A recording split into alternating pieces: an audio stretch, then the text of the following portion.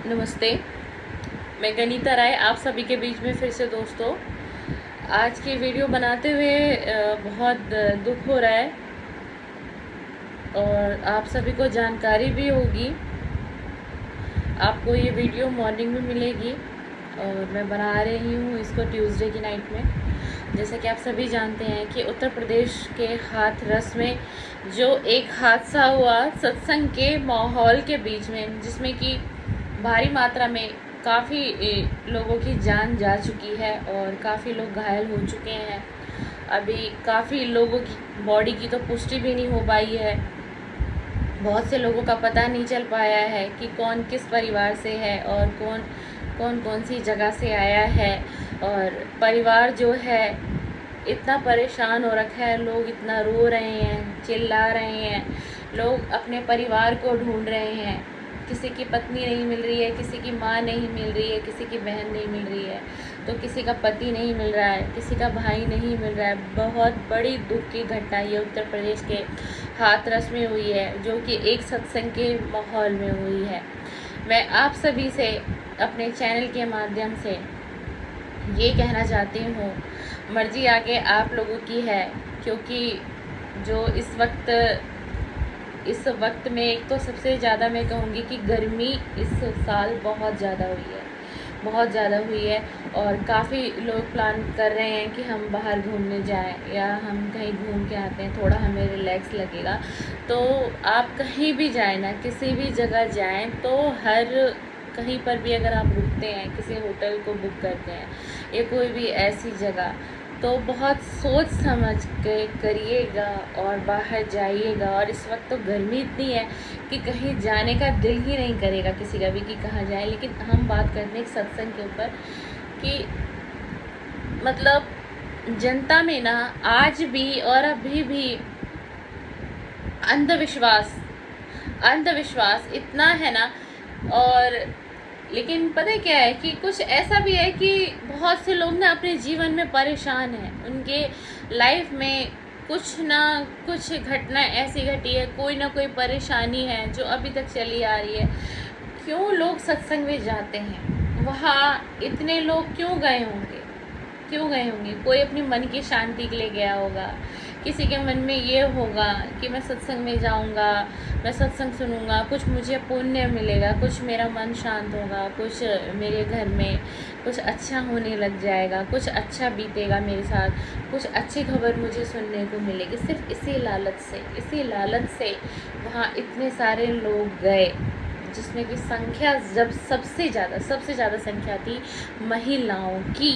Social media के माध्यम से कभी ये न्यूज़ आ रही है, स्टार्टिंग आई थी कि 28 लोग ही मरे, फिर 100, फिर 150, फिर 200, फिर 300, फिर अभी तक 400 प्लस बता रहे हैं। लेकिन मैं कहती हूँ आपको कि इससे भी ज़्यादा लोगों की मौत हो चुकी है। तो मेरे चैनल से आप सभी से यही मैं अपने चैनल के माध्यम से आपसे ये कहना चाहती हूँ ना कि ईश्वर को ढूंढने की ज़रूरत नहीं है।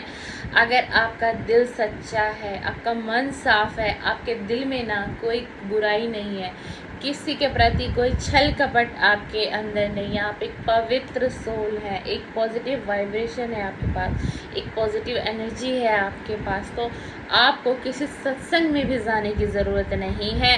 और सत्संग में लोग क्यों जाते हैं? अपने मन की शांति ढूंढते हैं ना, और उनको ये लगता है कि मैं सत्संग में जाऊंगा या जाऊंगी तो मैं कुछ पुण्य कमा लूँगा, या मेरे द्वारा किए हुए जो कुछ पाप होंगे वो कुछ कम हो जाएंगे, कुछ मेरा भला होगा, मेरे माध्यम से मेरे परिवार का भला होगा, मेरे बच्चों का भला होगा। सिर्फ ये सोच के लोग सत्संग में जाते हैं। और इस सत्संग में जाने की संख्या अधिकतर महिलाओं की होती है, वो इसीलिए होती है। और वहाँ से जो संख्या भी निकल के आई है ना, वो सबसे ज़्यादा संख्या महिलाओं की मौत की आई है, सबसे ज़्यादा संख्या। तो मैं आपसे ना यही सिर्फ समझाना चाहती हूँ कि अपने हृदय के अंदर झाँकिए, अपने आत्मा को पहचानिए, और भगवान आपके अंदर है। भगवान, आपको पता है भगवान सबसे अत्यधिक प्रेम किस इंसान से करते हैं? भगवान को भी प्यार होता है इंसान से। ऐसा नहीं है कि सिर्फ भक्त ही भगवान से प्यार करता है, भगवान भी अपने भक्त से प्यार करते हैं।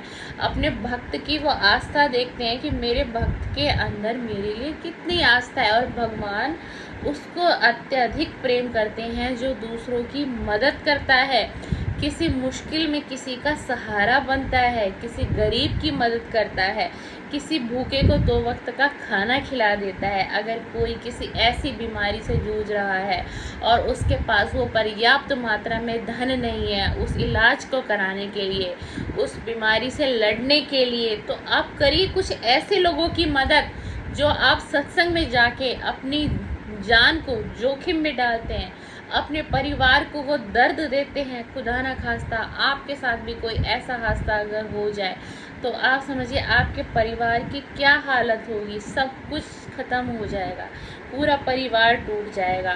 तो आप चाहते हैं ना कि मैं कोई पुण्य का काम करूं, जिसकी वजह से आप सत्संग ढूंढते हैं, आप किसी बाबा को ढूंढते हैं, आपको अपने मन की शांति होती है, आपको कहीं से आप सुन लेते हैं कि फलाने वो बाबा हैं, उनका सत्संग है, वहाँ तुम जाओगी तुम्हारे दुख खत्म हो जाएंगे, तुम्हारी बहू को अगर बच्चा नहीं हो रहा है। मैं ये इसलिए बता रही हूँ कि बहुत ज़्यादा चर्चा का विषय है। तो चलो मैं तुम्हें वहाँ ले चलती हूँ, या मैं वहाँ ले चलता हूँ, वहाँ मत्था टेकोगे, तुम्हारा ये काम बस ऐसे हो जाएगा, तुम्हारा वो काम बस ऐसे हो जाएगा। ठीक है, ये क्या है? ये अंधविश्वास है। ये ईश्वर में आस्था मैं इसको नहीं कहूँगी, ये आपका अंधविश्वास है जो बढ़ता चला जा रहा है। ऐसा कुछ नहीं होता, न हुआ है न कभी होगा। तो ये जो भी बाबा हैं, सत्संग है, आपको लगता है हम सत्संग सुन लेंगे, बाबा के पास चले जाएंगे, हमारा ये काम बन जाएगा, हमारा वो काम बन जाएगा, हमारे मन की शांति होगी, हम भगवान के प्रिय हो जाएंगे। ऐसे भगवान के प्रिय आप कभी नहीं होंगे। और आप चाहते हैं ईश्वर से कनेक्ट करना, भगवान से कनेक्ट करना, भगवान की प्रिय बनना, तो मेरे दोस्त किसी गरीब की मदद करो, किसी गरीब की मदद करो। फिर देखो कि खुद को कितना सुकून मिलेगा आपको।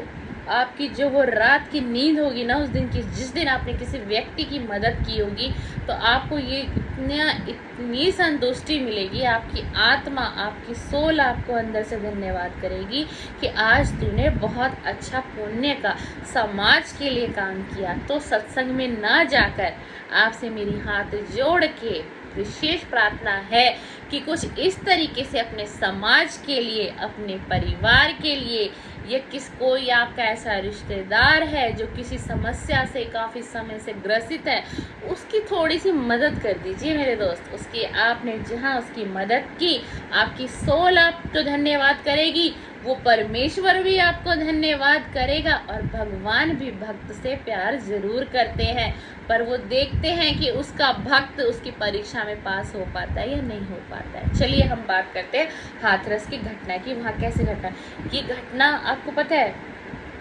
बहुत अजीब लगेगा आपको सुन के। मात्र ये घटना हुई कैसे? ये घटना हुई, जो वो बाबा थे, मात्र उनके चरण स्पर्श करने के लिए वो भगदड़ मची। और सबसे ज़्यादा मैं कहूँगी कि जो वहाँ का प्रशासन था, चाहे वो पुलिस प्रशासन हो या वो सरकारी विभाग हो, पहली बात तो इजाज़त दे कैसे दी? आपको प्रशासन का अधिकारी क्यों बनाया गया सरकार की तरफ से? आपको वहाँ की तनख्वाह मिलती है। तो अगर आपके हाथ में ये कार्य दिया गया तो आपको पूरी तरीके से जांच पड़ताल करनी चाहिए थी कि क्या वहाँ सुविधाएं उपलब्ध है। और जो ये सत्संग हो रहा था, जिन बाबा जी का, जिनको भोले बाबा जी का नाम दिया गया है, तो उनके भी प्रशासन की गलती है कि वहाँ की अरेंजमेंट, वहाँ की व्यवस्था को पूरे तरीके से देखना चाहिए था कि अगर यहाँ 1% अगर बारिश आ गई तो, क्योंकि इस वक्त मानसून का समय है, तेज आंधी आ गई तो, बारिश आ गई तो, तेज आंधी आ गई तो, जहाँ पे ये सत्संग, जिस ग्राउंड में ये सत्संग हो रहा था, क्या वहाँ की धरती बिल्कुल बराबर लेवल पर है? क्या समतल है या ऊबड़ खाबड़ है, या कहीं पे कोई एक्स्ट्रा मलबा है, या कहीं पे कोई पत्थर है, ईंट है, रोड़ी है, या कहीं कोई लोहे का सामान तो नहीं है क्या, या वहाँ पे कोई बड़ा नाला तो नहीं है? जैसे कि इस हाथरस वाली घटना में वहाँ एक बहुत बड़ा नाला था, जिससे कि उस नाले में भी लोग भगदड़ से काफ़ी लोगों की मौत हो गई है। लोग तो अपनी जान से गए, लेकिन प्रशासन की कितनी गलतियाँ हैं इसके अंदर। ठीक है, वो सत्संग था, हम मानते हैं, उस सत्संग में परमिशन ली गई 10,000 लोगों की, और वहाँ आ गए एकदम से 1,00,000 लोग। 1,00,000 लोग वहाँ आ गए जहाँ पर आपने परमिशन ली मात्र 10,000 लोगों की। तो 10,000 और 1,00,000 में कितना अंतर हो गया, आप देखिए। तो मेरा सिर्फ ये कहने का मतलब है, वहाँ जो भी दुर्घटना हुई, मैं ईश्वर से प्रार्थना करती हूँ कि जो भी वो सोल हो, जो भी वो प्योर सोल हो, जो आज हमारे बीच में नहीं है, आज इस धरती पे नहीं है, आज हमसे दूर चली गई है, जो भी उत्तर प्रदेश के उस हाथरस में जो भी घटना है और जिन लोगों का वहाँ निधन हुआ, तो मैं अपने दिल से प्रार्थना करती हूँ कि उनकी सोल को, उनकी आत्मा को ईश्वर शांति दे, सुकून दे, जो एक पीस में चले गए हैं ईश्वर के पास। लेकिन मैं अपने चैनल के माध्यम से बार बार आपको सिर्फ यही सूचना, आप तो यूट्यूब और टीवी न्यूज़ पे आपको पता चल ही जाएगा कि कितने लोग मरे, कैसे क्या हुआ, लेकिन सिर्फ मेरा वीडियो बनाने का सिर्फ एक मतलब था, आपको अवेयर करने का कि इस समय में देखिए। और तो मैं सबसे बड़ा एक मुद्दा और रखना चाहूँगी कि 2024 का चुनाव जो है ना दोस्तों, ये चुनाव बहुत कुछ लेके जा रहा है, इस देश बहुत कुछ लेके जा रहा है। कुछ नहीं पता, क्या पता इसमें कहीं कोई राजनीति तो नहीं की गई। मैं एक मुद्दा ये भी उठाना चाहूँगी, तो इसीलिए ना अपने घर में रहिए, सुरक्षित रहिए, अभी कहीं ज़्यादा आने जाने की सोचिए मत, क्योंकि समय इस वक्त, सृष्टि का समय उचित बिल्कुल भी नहीं चल रहा है, बिल्कुल भी नहीं चल रहा है। मेरी उम्र बहुत कम है, तजुर्बा बहुत कम है, लेकिन कहीं ना कहीं इस घटना में भी देखिएगा, आपको ये सुनने को मिलेगा कि इसमें भी कुछ ना कुछ हो सकता है कि कुछ ना कुछ राजनीति के वर्ड्स, कुछ राजनीति के पहलू जरूर इस घटना में भी निकलेंगे। तो आपकी जान बहुत कीमती है, आपके परिवार की जान आपके लिए बहुत कीमती है, आपके बच्चों की जान आपके लिए बहुत कीमती है। तो इस तरीके के सत्संग में जाने का बिल्कुल ना सोचें, कैंसिल करें, अपने घर में रहें, पूजा पाठ करें। अगर आप ज़्यादा स्पिरिचुअल होना चाहते हैं तो आप मंदिर चले जाइए, आप गुरुद्वारे चले जाइए, आप जिस भी कास्ट के हैं आप मस्जिद चले जाइए, मंदिर चले जाइए, गिरजाघर चले जाइए। बहुत सी चीज़ है, ईश्वर की आराधना तो आप घर में बैठे बैठे भी कर सकते हैं मेरे दोस्त। ज़रूरी नहीं है कि कितना लंबा सफ़र तय करना, वहाँ तक जाना, पूरे परिवार को लेके जाना और अपनी जान को खतरे में डालना।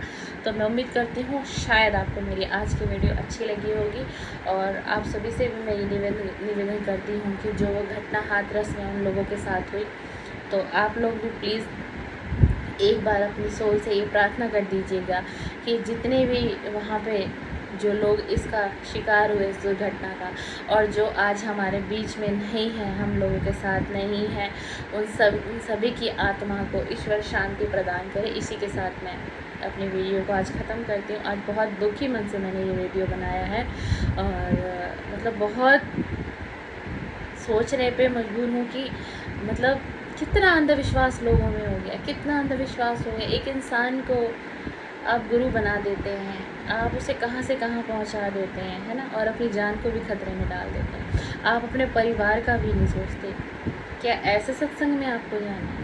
क्या ऐसे सत्संग में आप जाना चाहते हैं? तो प्लीज़ अपने घर में रहिए, सुरक्षित रहिए, अपने परिवार का ध्यान रखिए और अपने परिवार के बीच रहिए। ये समय, इस समय में जो 2024 है, ये अभी काफ़ी समय तक हमारे लिए उचित नहीं रहेगा। तो प्लीज़ अपने घर में रहिए और अपने बच्चों का ध्यान रखिए और एंजॉय करिए अपनी लाइफ को। चलिए, थैंक यू, धन्यवाद, शुक्रिया।